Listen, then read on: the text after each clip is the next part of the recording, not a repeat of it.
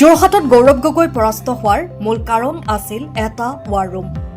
গৌৰৱ গগৈ দিল্লীৰ social media টীমৰ বিৰুদ্ধে যুঁজ দিছিল অসমৰ কাৰিকৰী জ্ঞান সম্পন্ন এদল যুৱকে। ৱাৰ ৰুমত দিনে নিশাই ব্যস্ত আছিল 11জনীয়া এটা দল। জেনজিক আকৰ্ষণ কৰাৰ বিভিন্ন কৌশল প্ৰয়োগ কৰিছিল সামাজিক মাধ্যমত। সামাজিক মাধ্যম ব্যৱহাৰত পাকৈত গৌৰৱ গগৈৰ বিপৰীতে হিতেন্দ্ৰ নাথ গোস্বামীয়ে ব্যৱহাৰ নকৰে সামাজিক মাধ্যম। টেগলাইন, পোষ্টাৰ, থিম ছং আদি প্ৰস্তুত কৰাৰ লগতে বিভিন্ন উন্নয়নমূলক আঁচনিৰ প্ৰচাৰ কৰিছিল সামাজিক মাধ্যমত। যোৰহাটৰ পৰা অনুপম বৰাৰ ৰিপৰ্ট, পুহলাবিদ।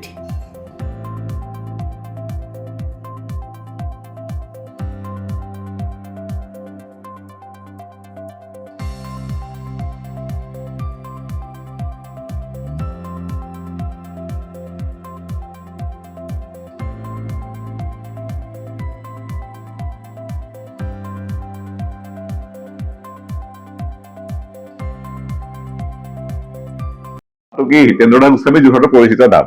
গতিকে যোৱা 40 বছৰ ধৰি তেখেতে যোৰহাটত ৰাজনীতি কৰি আছে। তেওঁ সবাৰকৈ বিধায়ক হৈছে, মন্ত্ৰী হৈছে যোৰহাটৰ। গতিকে যোৰহাটৰ ৰাইজে তেখেতক জানে। আমি থকা কথাটো ইমেটেৰিয়েল। তেখেতে জয়ী হলহেঁতেন, জয়ী হোৱাটো তেখেত নিশ্চিত আছিলে। কিন্তু কথাটো হ'ল কি, এটা নেৰেটিভ ওলাইছিলে যে হিতেন্দ্ৰ গোস্বামীয়ে নতুন জেনেৰেশ্যনৰ লগত সম্পৰ্ক কম আছে বা তেখেতে ছচিয়েল মিডিয়াত খুব এক্টিভ নহয়। গতিকে এই কথাখিনি নেৰেটিভটো ওলোৱাৰ কাৰণে আমি অকণমান শংকিত হৈছো। লগতে এটা কথা আছিলে যে এজন ৰাষ্ট্ৰীয় পৰ্যায়ৰ নেতা, যিহেতু গৌৰৱ গগৈ ডাঙৰীয়াক আমি ৰাষ্ট্ৰীয় পৰ্যায়ৰ নেতা বুলি ক'ব লাগিব, যিহেতু সংসদত তেওঁ কংগ্ৰেছৰ ডেপুটি লিডাৰ। গতিকে আমি সেই ক্ষেত্ৰত অকণমান ভাবিছিলো যে তেনেকুৱা অলপ যুঁজখন কঠিন হ'ব পাৰে। গতিকে আমি এটা ছাপৰ্টিভ টিম হিচাপে কাম কৰিছিলো। আৰু আমাক বিভিন্ন ক্ষেত্ৰৰ অভিজ্ঞ ব্যক্তি, যেনে অভিযন্তাই হওক, চিকিৎসক হওক, অধিবক্তা হওক বা ব্যৱসায়ী হওক, তেওঁলোকৰ পৰা আমি পৰামৰ্শ লৈছিলো যে কেনেদৰে আমি আগবাঢ়িলে ভাল হ'ব। আৰু সেইদৰে আমি ৰাইজৰ মনোভাৱ বুজি পেলাই আমি কিছুমান ছচিয়েল মিডিয়াৰ কণ্টেণ্ট ক্ৰিয়েশ্যন কৰি পেলাই কেনেদৰে আমি তেওঁক কামখিনি প্ৰচাৰ কৰিব পাৰোঁ তাত গুৰুত্ব দিছিলো। আৰু তেওঁকতো আপোনালোকে জানেই, হিতেন্দ্ৰ নাথ গোস্বামী এজন প্ৰচাৰ বিমুখ মানুহ। তেওঁ কেতিয়াও নিজৰ প্ৰচাৰ নকৰে। কিন্তু যিহেতু ইলেকশ্যনৰ কথা আছিলে, নিৰ্বাচনৰ কথা আছিলে, গতিকে ৰাইজে জানিব লাগিব যে তেওঁ কি কৰিলে বা ভৱিষ্যতে তেওঁ জিকিলে কি কৰিব। এই কথাখিনি লৈ যাবলৈ আমি এটা চেষ্টা কৰিছিলো। আৰু সেইকাৰণে ছচিয়েল মিডিয়াটো আজিকালি সকলোতকৈ সুলভ মাধ্যম, মানে সহজ মাধ্যম। কাৰণ প্ৰিণ্ট মিডিয়া বা অন্য মিডিয়াতকৈ ছচিয়েল মিডিয়াতে মানুহে আজিকালি ফোন লৈয়ে ফুৰে আৰু চায়ে লগে লগে। গতিকে ছচিয়েল মিডিয়াৰ মাধ্যম হিচাপে লৈ পেলাই আমি জেনেৰেশ্যন মানে নতুন জেনেৰেশ্যনৰে হওক বা বাকী জনসাধাৰণৰ কাষ চপাৰ প্ৰচেষ্টা হাতত লৈছিলো। আৰু এই ক্ষেত্ৰত আমাক অকল আমাৰ টিমটোত যদি আমি ইয়াত আছো, আমাৰ কিছুমান মানুহে আমাক বাহিৰৰ পৰা সহায় কৰিছিলে, যেনে আমাক গানখিনি বনাই ৰেডি কৰি দিয়াত বম্বেৰ পৰা গৌতম চক্ৰৱৰ্তীয়ে সহায় কৰিছিলে। আৰু আমাৰ বন্ধু কিছুমানো বেলেগ বেলেগ জেগাত ভাৰতৰ আছে, তেওঁলোকে আমাক সহায় কৰিছিলে। আৰু সেইদৰে আমি আগবাঢ়ি গৈছিলো। আৰু তাতকে আমি গুৰুত্ব দিছিলো যে এটা সুস্থ নিৰ্বাচনৰ বাতাবৰণ যোৰহাটৰ মানুহে যিটো বিচাৰে, যোৰহাটৰ যিহেতু সুস্থ সামাজিক বাতাবৰণত থকা মানুহে কেতিয়াও বোকাচুতীয়া ৰাজনীতি নিবিচাৰে, সেই তেনেকুৱা এটা ৰাজনীতি যাতে যোৰহাটৰ পৰাই আৰম্ভ হওক, এই কথাটো হিতেন্দ্ৰ নাথ গোস্বামী ডাঙৰীয়াও গুৰুত্ব দিছিলে, গৌৰৱ গগৈ ডাঙৰীয়াও গুৰুত্ব দিছিলে। আৰু আমিও সেই বাটেৰে যাতে নিৰ্বাচনটো আগবাঢ়ে তাত আমিও গুৰুত্ব দিছিলো। কাৰণ আপুনি দেখা পাব যে আমি যিবিলাক কণ্টেণ্ট আমি ছচিয়েল মিডিয়াতে হওক বা পোষ্টাৰে হওক বা বেনাৰে হওক আমি বনাইছিলো, তাত আমি কাকো আক্ৰমণ কৰা নাছিলো বা বেয়াকে কোৱা নাছিলো। আমি তেখেতে যে কি কি কাম কৰিলে, তেখেতৰ কৰ্মৰাজিহে আমি দাঙি ধৰিছিলো। আৰু যাতে মানুহে সেইখিনি বুজিয়েই তেখেতক ভোট দিয়ে, সেই কথাটোৰ প্ৰতি আমি চকু ৰাখিছিলো। গতিকে আমি খুব উৎফুল্লিত যে যোৰহাটৰ জনসাধাৰণে এই ভাৰতীয় জনতা পাৰ্টীৰ কাৰ্যকৰ্তাসকল আছেই, তেখেতসকলে কৰা কামবোৰ আছেই, ৰাতি ৰাতি কষ্ট কৰা। তাৰ উপৰিও যে আমিও এই যিখিনি কষ্ট বা কাম আমি কৰিছিলো, এইখিনিও যে আজি ফল দিলে। আমি ইমান কাৰণ আমাৰ এই যোৰহাটৰ ইলেকশ্যনটো আজি নেশ্যনেল লেভেলতো চৰ্চা হৈছে, কাৰণ যিহেতু গৌৰৱ গগৈ ডাঙৰীয়া ইয়াৰ পৰা এক বৃহৎ ব্যৱধানত পৰাজিত হৈছে। আৰু নেশ্যনেল লেভেলত কিন্তু আমি জনামতে কেতিয়াও ভবা নাছিলে, কাৰণ সেই সময়তে ইলেকশ্যনৰ মাজতো আমি যেতিয়া কৈছিলো যে আমি জিকিম, তেওঁলোকে কিন্তু কৈছিলো নাই এইটো অসম্ভৱ, আপোনালোকে এনেই ভাবি আছে। এনেধৰণৰ কথা কিন্তু আমি দিল্লী বা বম্বে আমাৰ যিবিলাক বন্ধু আছে তেওঁলোকৰ পৰা শুনিছিলো যে গৌৰৱ গগৈ জিকিব, কাৰণ তেওঁলোকে গৌৰৱ গগৈ ছচিয়েল মিডিয়াত দেখিছিলতো। কিন্তু আমিও সেইটো লেভেললৈ নিবলৈ আমি চেষ্টা কৰিছিলো। আৰু আজি সফল হোৱাৰ কাৰণে আমি অতি উৎফুল্লিত। আৰু আপোনালোককো আমি ইয়াত পাই পেলাই ধন্যবাদ জনাইছো। সম্পূৰ্ণ হিতেন গোস্বামীৰ মেজিক। হিতেন গোস্বামীৰ আজি প্ৰায় 40-35 বছৰ ধৰি পেলাই যোৰহাটৰ জনসাধাৰণৰ লগত যিটো জনসম্পৰ্ক, সেই জনসম্পৰ্কৰ আঁত ধৰি পেলাই তেখেতে যিখিনি কাম কাজ কৰিলে, যিখিনি কাম কাজ তেওঁলোকে ভৱিষ্যতে কৰিব, তেখেতৰ প্লেন প্ৰগ্ৰেমিং আছে, এই গোটেইখিনিক লৈ পেলাই ৰাইজৰ মাজলৈ লৈ যোৱাটোহে আচলতে আমাৰ টিমটোৰ দায়িত্ব আছিলে।